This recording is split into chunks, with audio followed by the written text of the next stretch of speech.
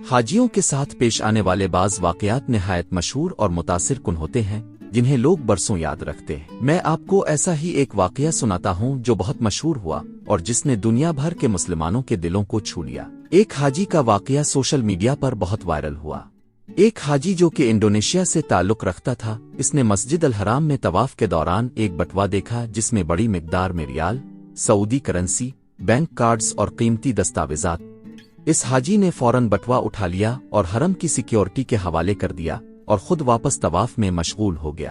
بعد میں جب اصل مالک نے گمشدگی کی رپورٹ دی تو سیکیورٹی نے بٹوا بحفاظت واپس کر دیا۔ یہ سارا واقعہ وہاں موجود کیمروں میں ریکارڈ ہو گیا اور بعد میں سعودی میڈیا نے اس حاجی کی ایمانداری کی تعریف کی۔ اس واقعے کے بعد سعودی حکومت نے اس حاجی کو خصوصی اعزاز سے نوازا اور کئی بین الاقوامی اخبارات نے اس خبر کو شائع کیا۔